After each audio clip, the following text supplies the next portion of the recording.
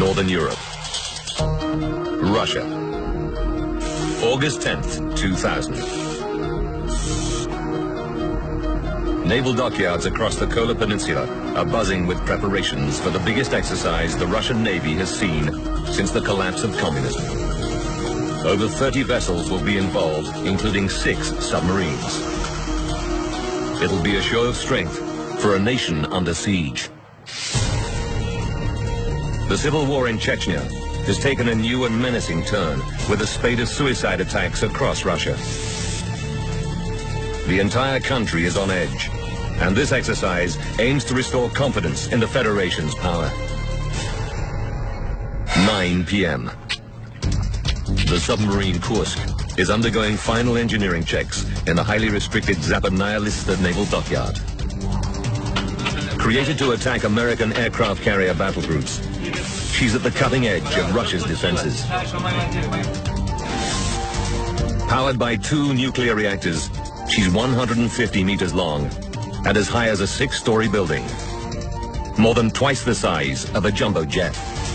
Kursk's unique double-skinned hull and 9 watertight compartments mean that she can take a direct hit from a torpedo and survive. Lieutenant Captain Dmitry Kolesnikov is enjoying a final cigarette before boarding Kursk. This is Dmitry's 27th birthday, and he's missing his new wife. Olga and Dmitry were married only 4 months ago. Our wedding was in April 2000. It was very modest because we were in a hurry. Soon after they were married, Dmitry gave his new wife a tour of the Kursk. He wanted Olga to feel the same confidence in the submarine that he did. I did not expect a submarine to be so enormous. The tour takes in the torpedo room. Next to this is the command center. Towards the back of the boat, Dmitry shows Olga the propulsion control station, where he is section captain. When she gets to some of Kursk's more unusual features, a sauna and a swimming pool, Olga can see why Dmitry is so happy on Kursk. I could see she had a right to be loved. The sub has 2 escape hatches and an escape pod big enough to evacuate the entire crew in one go. Olga is satisfied that Dmitry is on board one of the safest submarines in the Navy's history. 9:30 p.m. Dmitry rejoins his crewmates. Although this mission will be a 5-day exercise, Kursk and her crew are always prepared for real combat, and the sub bristles with weapons. She carries 24 cruise missiles in silos on each side of the fin. And in Kursk's bow is her torpedo room. There are 6 torpedo tubes and space for 24 torpedoes. The crew has been joined by Mehmet Gadzhiev, a torpedo engineer on board to monitor some experimental torpedo batteries. Gadzhiev is from Dagestan, which borders the troubled Chechen region. At 10:30 p.m., in the half-light of an Arctic summer's evening, Kursk puts to sea.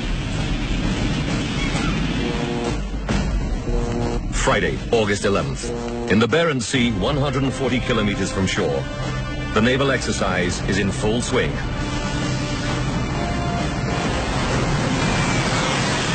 Kursk will take part in a simulated attack, with Russian ships substituting for the Americans. Her commander is Captain Gennady Lyachin, an unashamed product of the Soviet system, one of the Navy's most experienced men. 2 p.m. The crew prepares to launch a cruise missile. Their target is Peter the Great, the flagship of the Northern Fleet. In the cash-starved Russian Navy, it's very unusual to fire a real missile, and the men are nervous. They know that Russia has a secret history of accidents with these weapons. In 1989, the sub Komsomolets developed a fuel fire in a missile silo. An emergency blow brought the sub to the surface, but her nuclear reactors were shut down. Helpless without power, The fire destroyed the sub, and she sank, killing 41 sailors.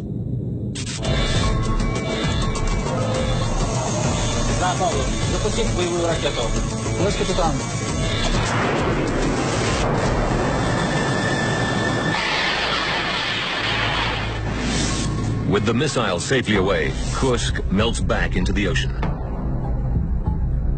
She can stay hidden beneath the waves virtually indefinitely, thanks to her nuclear heart. In control of the reactors is Alexei Mityayev. This is his first mission on Kursk. But despite his lack of experience, Alexei is well aware of his awesome responsibilities. If there's any sign of an emergency, he'll be expected to seal himself into his compartment, sharing the same fate as the reactors. Saturday, August 12th. Day 2. Kursk is now ready to begin the final phase of her mission. She'll fire 2 practice torpedoes at the enemy battle group. It's now 11 a.m. The commander gives the order to prepare torpedo tube number 4 for launch. The crew are excited. Kursk hasn't launched a torpedo for nearly 2 years. This practice torpedo is 65 centimeters wide. It's 11 meters long and weighs 4.5 tons. The crew call these big torpedoes Fat Girls. Like all practice torpedoes, there's no warhead on the front, just a dummy weight to balance the weapon. It's 11:08 a.m. The commander has decided to make his attack from close to the surface. He looks for enemy ships and spots the distant target. Satisfied that it's Peter the Great, he can proceed with his plan. He orders a single sonar pulse to calculate the target's distance.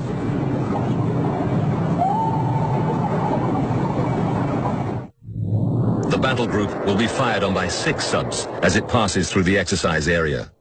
Kursk is second in line. 11:17. The commander gives the order to slow to 6 knots. The instructions are passed to the rear of the sub, where, in propulsion control, Dmitry Kolesnikov knows that such a slow speed means the commander is preparing to fire the torpedo. 11:20. The Fat Girl is finally slid into position.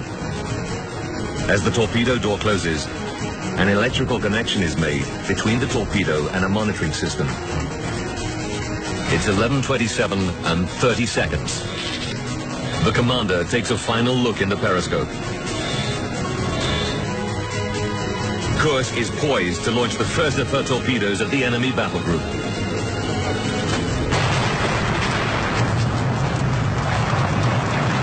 A shockwave bursts through the command center. The crew are slammed to the floor. Toxic smoke pours into the room. Kursk is now on a knife edge. Surrounded by about 100 tons of high explosives, 24 cruise missiles, and 2 nuclear reactors, Kursk is seconds from nuclear disaster.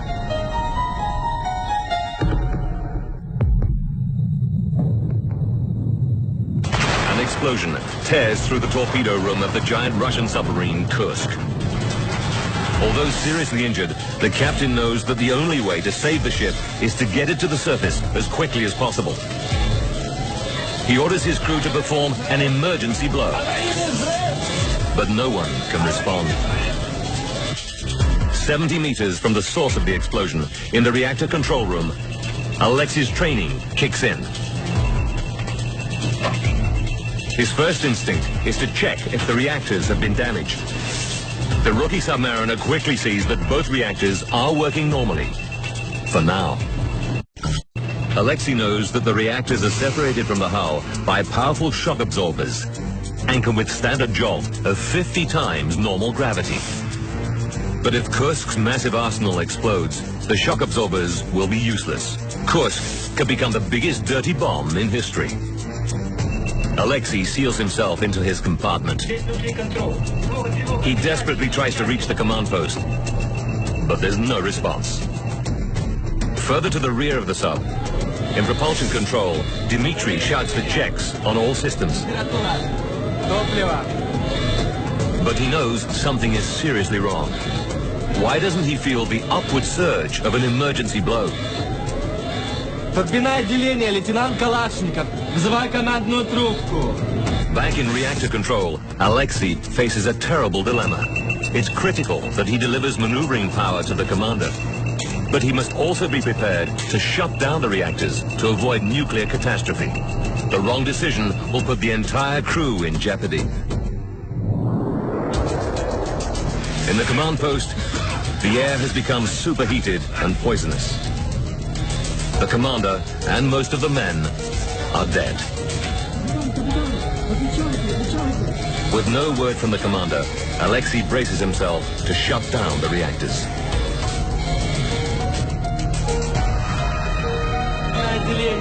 Лейтенант Калашников. 11:30. 135 seconds after the first explosion, another detonation rips through the front of Kursk.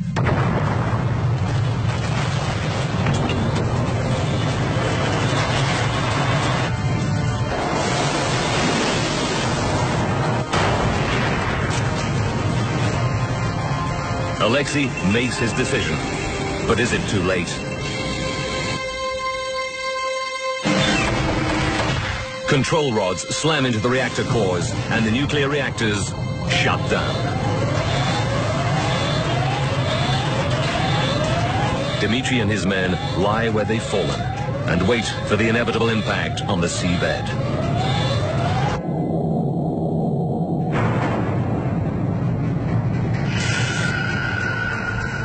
It's 20 seconds since the explosion. 40 kilometers away, Admiral Popov, commander of the Northern Fleet, is on board Peter the Great, observing the torpedo exercises. A massive shockwave passes through the ship. Sonar specialist Lieutenant Labyrinhyuk logs the location of the source of the shockwave.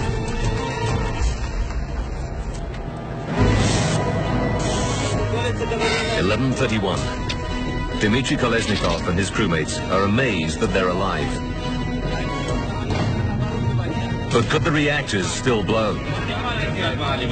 Dmitry immediately asks about the state of the reactors. To his relief, he learns that they're safely locked down. The nuclear threat is over. But Dmitry knows that he and his men now face a desperate fight for survival. Although only 27, Dmitry Kolesnikov assumes command. The men know from the scale of the damage that they won't be able to reach the escape pod in the fin. The only way out for them is through the rear escape hatch, right at the back of the submarine.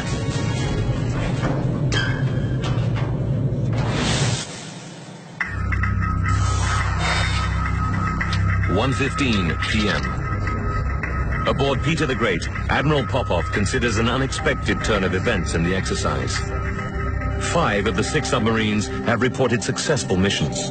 Only Kursk is silent. Admiral Popov decides there's no reason to raise the alarm yet. Kursk is, after all, unsinkable.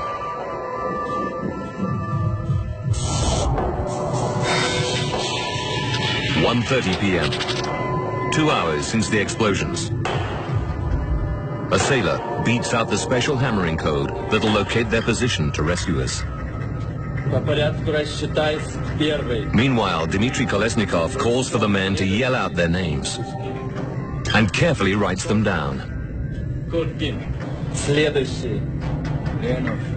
He begins to log the events that have brought the men to compartment 9. 11:30 p.m. 12 hours after Kursk was ripped apart by 2 explosions, the Russian fleet finally declares an emergency.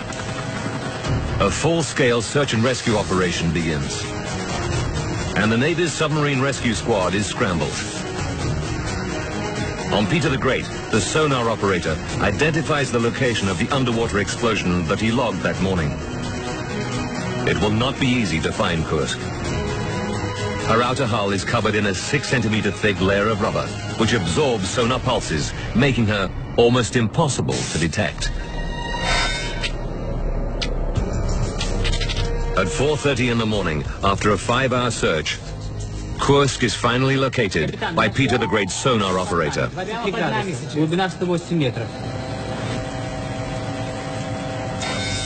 Monday, August 14th.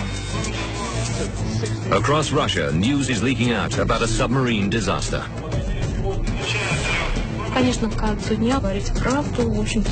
Towards the end of the day, I realized that there had been a tragedy.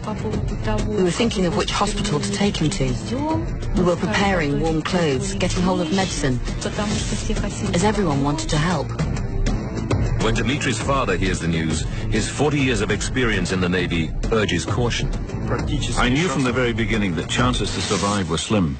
The most important thing was to get proper equipment and to start the rescue operation on time. Russia has 2 high-tech surveillance subs, which could provide vital support for the rescue squad. But they're unavailable. Out on private hire near the wreck of Titanic, 5,500 kilometers away. Instead, the operation will be down to the fleet's 3 remaining rescue subs. But years of neglect have left these in poor condition, and their crews have had little training. Nevertheless, the submersibles try to connect with Kursk. But none of them can make a watertight seal with the rear escape hatch. The Russian Navy's attempt to rescue the men is a total failure. Now the whole world is following the events in the Barents Sea. And under growing international pressure, the Russians ask a joint Norwegian and British team to launch a rescue mission. At 7:45 a.m. on Monday, August 21st, 9 days after she sank, divers finally managed to open Kursk's outer escape hatch. At the other end of the 2-meter-long chamber is the hatch into compartment 9. After such a long time, could anybody still be alive, trapped in an air pocket in the stern of the wreck? Could anyone have survived the tragic sinking of one of Russia's largest and most advanced submarines?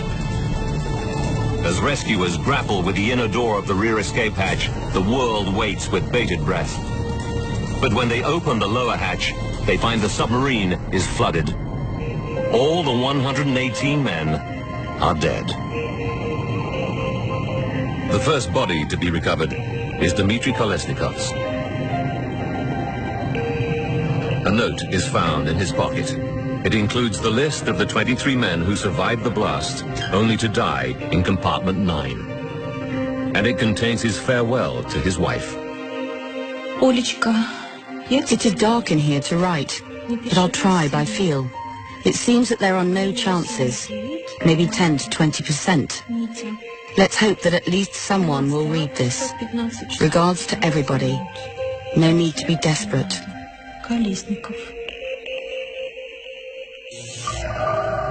But how could the unsinkable Kursk be so completely destroyed? What crisis could develop so quickly that the crew were unable to bring the submarine to the surface? And why did no one manage to escape? Now, by rewinding the events of that day and by going deep into the investigation, we can reveal what really happened to Kursk and her crew. Advanced computer simulation will take us where no camera can go, into the heart of the disaster zone. The fiasco of the Russian rescue attempt shocks the world. But for those with an intimate knowledge of how Russia works, the reaction is very different. I was getting increasingly angry, really. I knew the attitude of the Russian military, which was always to protect its image. In the year 2000, Lord Truscott is the British government's special advisor on the Russian Federation. Married to a Russian, he has high-level connections in both Russia and the West. Truscott sees that the Russian Navy is looking both incompetent and vulnerable and expects the worst. I was thinking that a cover-up was entirely possible. The official Russian investigation begins in secret, and Lord Truscott knows there's little chance that its findings will be made public. So he decides to begin his own investigation. But he knows it'll be far from easy. If you go to the Russian military and say, tell me exactly what happened with your nuclear submarine, then they'll just blank you. In fact, there's even a danger that you could be accused of espionage. Utilizing his unique contacts, Truscott begins to sift what little information he can find. I considered all theories that came forward, and I looked at every one. Out of the blue, the Northern Fleet announces that Kursk could have been sunk by a World War II mine. These were originally laid in their thousands by the Russians to trap German U-boats. A typical mine carries around 230 kilos of high explosive, detonated by contact or a magnetic disturbance. Video footage shows that the periscope on the wreck is extended, indicating that Kursk was close to the surface when the explosion happened. An old mine must be a possibility. Truscott checks with mine experts and sub-designers. They tell him that a static mine simply doesn't have the energy to penetrate Kursk's outer hull. This is a billion-dollar submarine that was designed to survive a direct hit from a modern missile. It's unlikely to be sunk by a 50 or 60-year-old mine. The Navy's theory that a sea mine sank Kursk just doesn't stand up. 2 days after the catastrophe, Lord Truscott is presented with another chilling possibility: terrorism. A Chechen news agency makes the astonishing claim that a crewman blew up both Kursk and himself in support of Muslim fighters in Chechnya. There were Russian soldiers being killed in Chechnya at the time. People were thinking about Chechen terrorism. So when the Kursk went down, people thought, could this possibly be a terrorist attack? But who would have had access to the bow of the submarine? And who would have been motivated to plant a bomb? There were 2 men on board from Russia's Muslim territories, and one had access to the torpedo room. Mehmet Gadzhiev comes under intense scrutiny. Truscott discovers that Gadzhiev had volunteered for the job of monitoring the torpedo batteries, positioning him right at the front of the sub. Could Gadzhiev have been a suicide bomber? Truscott uses his high-level contacts to check him out. These were people working with highly secret weapons. When I did look into the background of Mehmet Gadzhiev, he was a good, loyal member of the Navy. There was no reason to think that this was any kind of planned terrorist operation. It's clear that Gadziev's presence on Kursk has been exploited as easy propaganda. Terrorism is ruled out. But the mystery is no nearer being solved. Then the Russian Navy starts to promote another theory about what sank the Kursk: a collision with a foreign submarine. They know that the Northern Fleet was not alone in the Barents Sea at the time of Kursk's disappearance. At least 2 NATO submarines were spying on the Russian exercise. And Truscott discovers that this game of cat and mouse regularly ends with an unintentional underwater impact. The Russian Navy has documented 25 cases of submarine collisions since 1967. And Truscott's special contacts tell him that even the British Navy thinks a collision is what sank Kursk. The first thing that they thought was the Kursk has probably hit an American submarine in the Barents Sea and gone down. But there is no hard evidence. Then the Russian Navy publishes a satellite photograph of a U.S. submarine, the USS Memphis, in a Norwegian military dockyard, taken only 7 days after Kursk sinks. For the Russians, this is evidence that the sub has been damaged. The Americans categorically deny that Memphis has been involved in any collision. That there were no American ships involved. The Russian Navy is not so dismissive. They call a press conference and show video footage of what looks like a large gash down the side of Kursk. They insist it is evidence of a collision.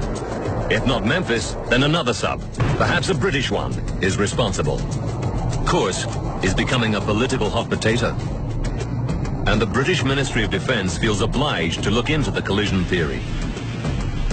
If NATO submarines are being blamed, they need to know the truth. They get just the break they need when a Norwegian seismic facility announces that it's detected an unusual seismic event in the Barents Sea at the approximate time of Kursk's disappearance.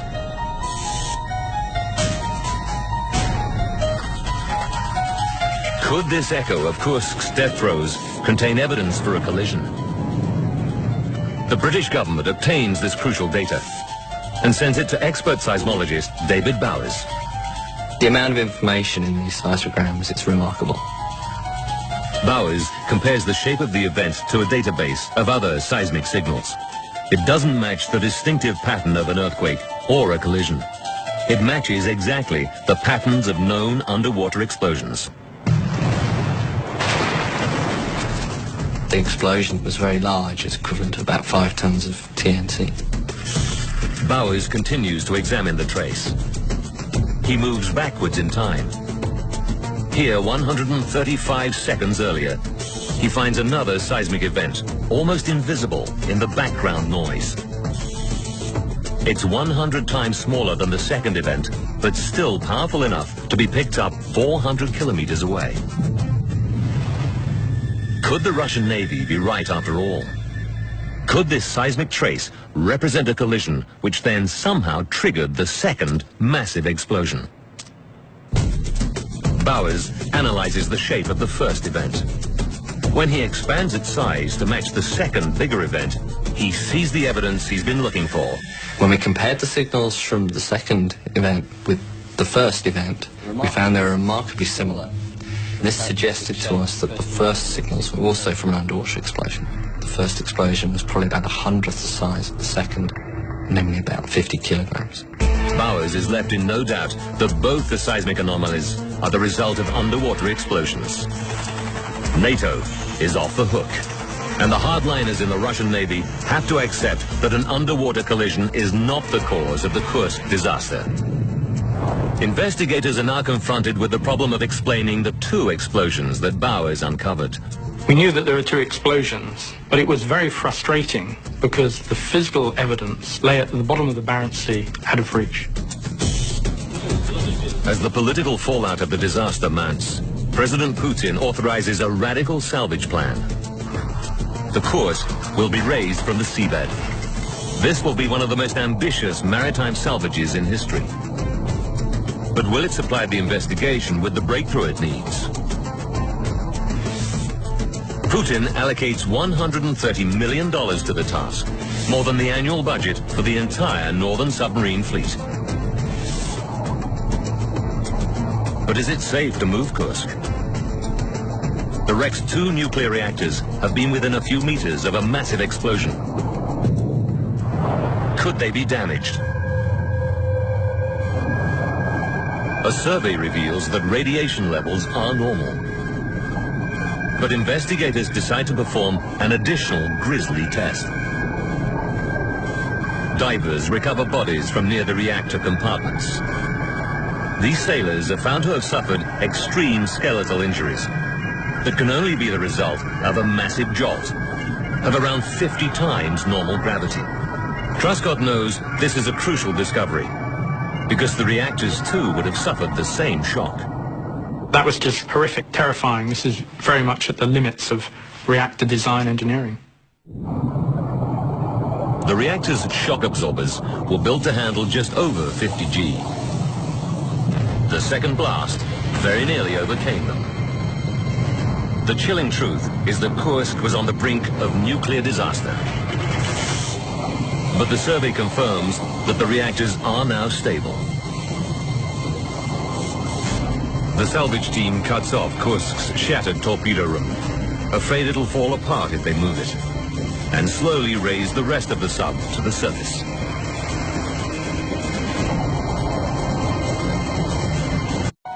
"14 months after she sank, Kursk arrives at a secretive naval dockyard on the Kola Peninsula.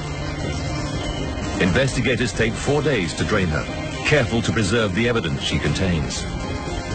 Forensic specialists begin work on the immense wreck. The first challenge they face is to identify the cause of the devastation that surrounds them. They quickly establish that all the crew's missiles are intact. So their attention turns to Kursk's torpedo arsenal. Although the torpedo room has been left on the seabed, by analyzing the distribution of damage on the remaining wreck, they deduce that between 5 and 7 torpedoes exploded at virtually the same time. This corresponds to the 4.5-ton blast predicted by the seismic data. Truscott is confident that the cause of the second killer blast has been identified.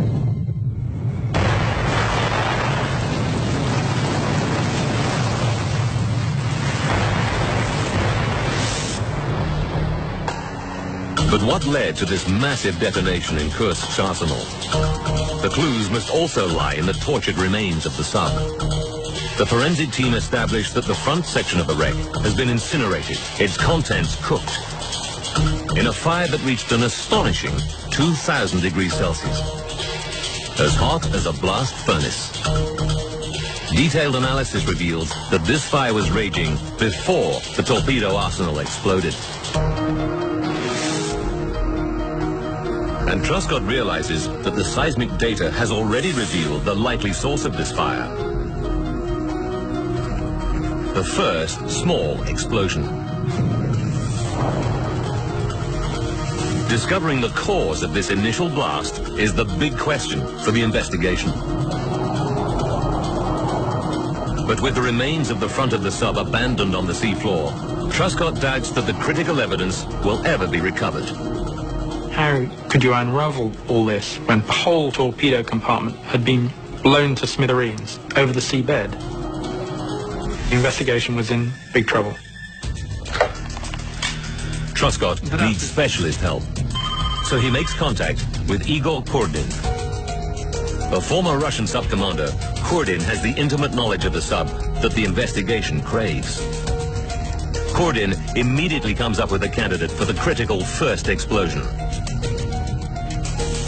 One of Kursk's giant emergency batteries. We thought the first explosion was of a sub-battery.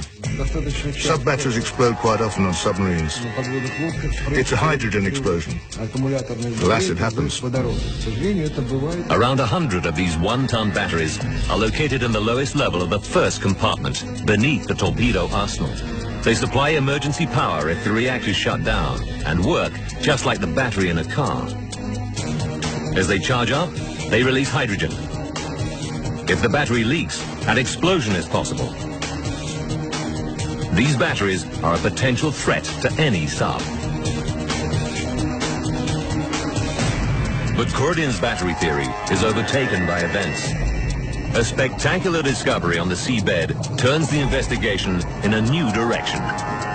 A piece of hull debris from around the number 4 torpedo hatch is found 50 meters behind the main wreckage site. For this piece of hull to be found in this strange location, way behind the rest of the submarine debris, means that it was the very first thing to be blown off the sub. And its original position on Kursk gives the spot where the blast happened. This was sensational evidence because it proved that the torpedo in Tube 4 was the first thing to explode, and the only question was which part of the torpedo had exploded. Truscott knows that the most obvious candidate for an explosion is the torpedo's warhead. But he discovers that Kursk was about to fire a practice torpedo, which has no warhead. So something else in the torpedo must be to blame. His contacts tell him that when torpedoes are launched, they can travel many kilometers before reaching their target. This means that their propulsion systems often contain more energy than the warhead itself. Truscott looks into the details of the practice torpedo's propulsion system. The turbine that pushes the torpedo through the water gets its power from burning kerosene. But underwater, where there's no air, the oxygen needed to react with the fuel is stored in the form of concentrated hydrogen peroxide, HTP. On paper, this propulsion system is efficient and foolproof. But Truscott is told that HTP has some disturbing properties.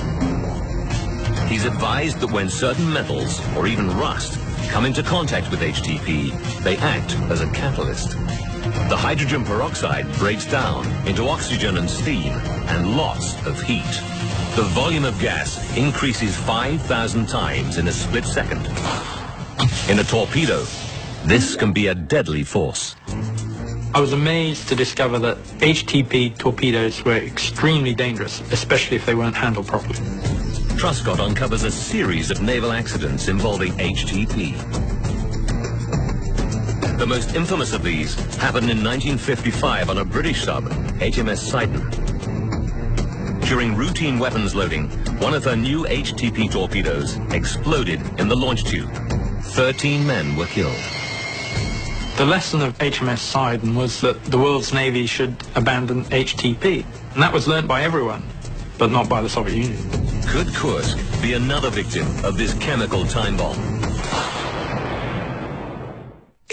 Igor Kurdin examines the possibility that an HTP propulsion system could be at the root of the Kursk disaster. He begins by calculating the likely explosive yield of the propulsion system. The result is between 50 and 100 kilos of TNT, roughly the same size as the explosion on the seismic trace. With the numbers stacking up, an HTP accident looks increasingly likely. But Kurdin knows that all HTP torpedoes have safety features aimed at preventing dangerous pressurization inside the torpedo. Could the torpedo's safety systems have been damaged? Kurdin uses his special contacts to obtain the maintenance records of Kursk's practice torpedo. What he discovers shocks the veteran commander. The torpedo came from a batch of 10 made in 1990. 6 of these were immediately rejected because of faulty welding. He's told that the welding on the practice torpedo was never checked. It was thought unnecessary because it didn't have a warhead. Igor Kurdin is forced to conclude that shoddy welding probably allowed HTP to leak out of the practice torpedo with terrifying consequences. But where is the proof? A painstaking search through the thousands of metal fragments recovered from Kursk eventually pays off. Parts of both the torpedo and the launch tube are found with distortions and heat damage, but are consistent with the torpedo exploding about halfway down its length, right by a critical weld.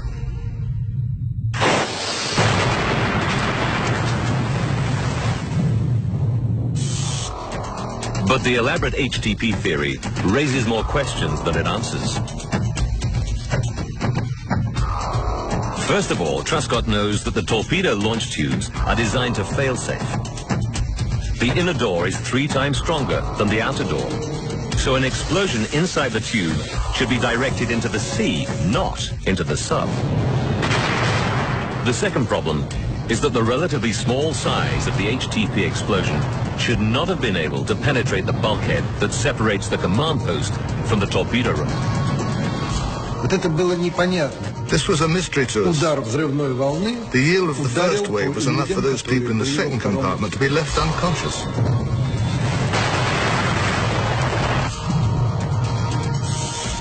The only way these paradoxes can be resolved is by revisiting Kursk's rusting hulk. The exhausted forensic team eventually finds the inner launch tube door embedded in the first bulkhead, 12 meters from its original position. Examination of the door reveals that although it was closed at the time of the explosion, it wasn't fully locked down, compromising its strength. With his years of experience, Kurdin realizes why the door could have been unlocked. The electrical connection between the torpedo and the tube door is notorious for getting clogged with dust. The crew often have to open the tube door several times to clean the connection before they can complete their systems check. Kurdin thinks that pure bad luck means the door is only partially closed when the HTP reaction ruptures the torpedo. This leaves the investigation with one outstanding problem. How did this small explosion manage to knock out the command post, leaving Kursk helpless? It was clear that the HTP torpedo was the cause of the first blast, but why was that powerful enough to overcome the command post and stop the Kursk from saving itself? An emergency emergency blow takes just seconds to implement. But even this most basic emergency procedure didn't happen. It really was perplexing. The answer to this mystery would send shockwaves through the Russian fleet and ultimately shed new light on the terrible fate of Dmitry and his 22 comrades.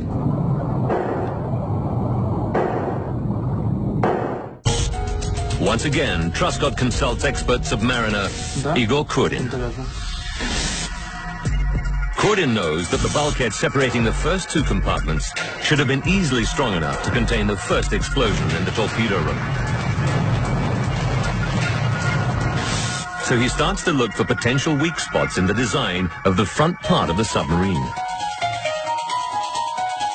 His suspicions quickly focus on the ventilation system.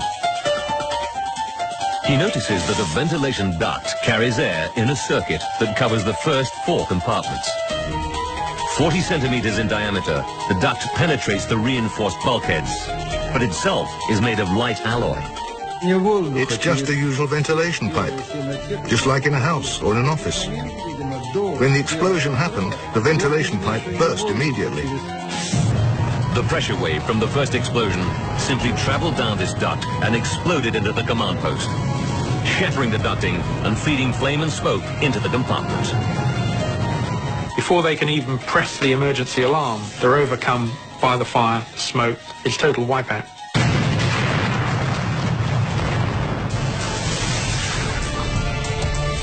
Lord Truscott can now put together the chain of events that left this Russian super sub and her crew seconds from disaster.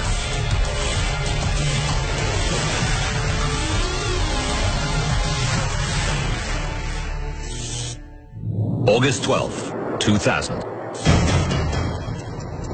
5 minutes and 30 seconds to disaster. Kursk prepares to launch a practice torpedo at Peter the Great. As the commander maneuvers Kursk, in the front of the sub, the torpedo is leaking HTP into the launch tube, and a puddle of HTP forms. The torpedo crew open the tube to clean the electrical connection. 135 seconds to disaster. The liquid contacts a patch of rust and instantly expands 5,000 times in volume. The pressure spike shatters the torpedo casing and splits the kerosene tank. Superheated steam ignites the kerosene, which burns the free oxygen, and a fireball fills the torpedo room, killing the men instantly. The blast wave bursts through the ventilation pipe into the command center. As seawater jets in through the launch tube, Kursk begins a gentle dive.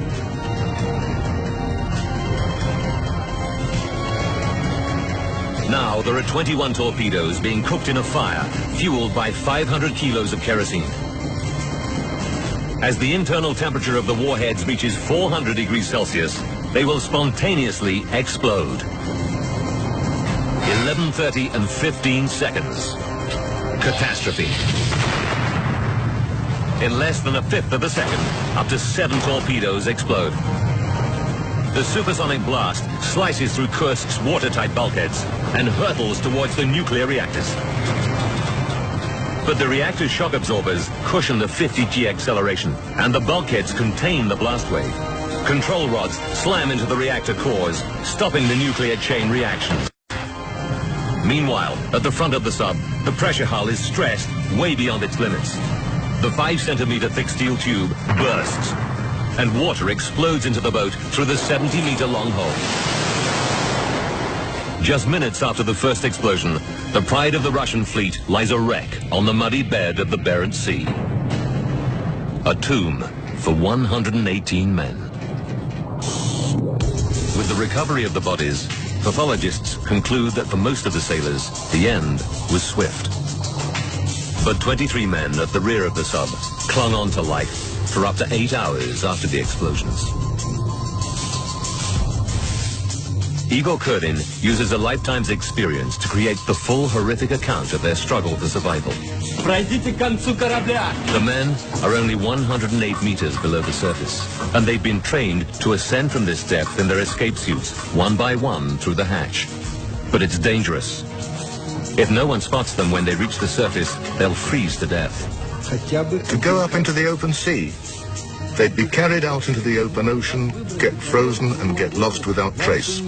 They were waiting for one ship to be above the submarine.